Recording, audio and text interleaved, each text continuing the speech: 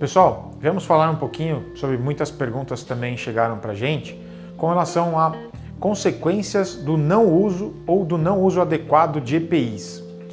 E esse tema, ele abrange aí várias áreas, né?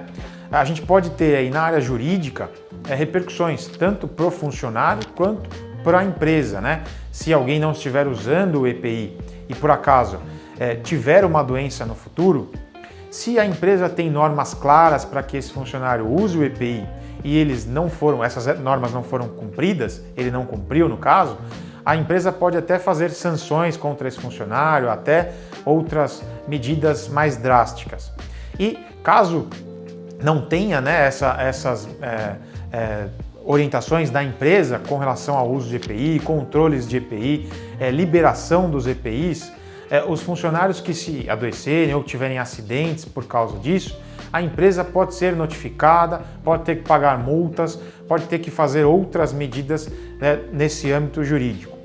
Com relação à parte médica, a gente tem também repercussões. Então, se por acaso algum funcionário que está exposto a algum risco e deve sim usar algum tipo de EPI, como por exemplo, aqui vou citar o ruído, né?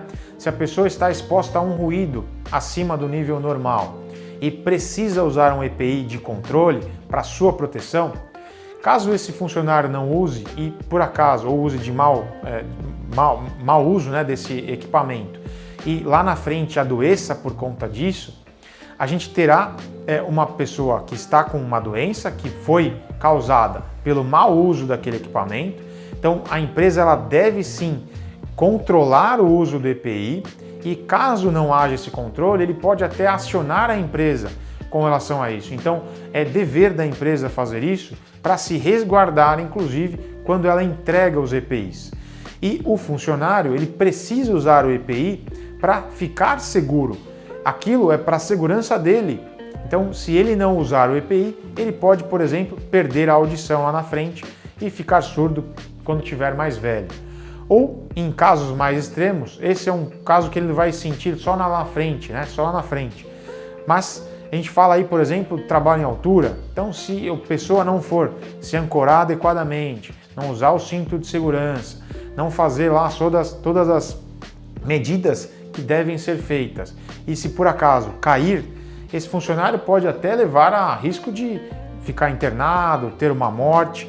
Então, é muito importante que ele use o EPI para a sua segurança, a empresa tenha essa adequação de entrega do EPI, controle de entrega do EPI e controle do uso do EPI adequado, para que não haja lá na frente, se caso haja algum problema, não haja nenhuma ação por parte do funcionário, por parte de outros órgãos aí, e a empresa responda a isso lá na frente. Então, é importante o uso e aí o controle e o uso adequado é fundamental para que não haja nenhum risco, tanto para a empresa quanto para os funcionários que estão aí em risco, ok?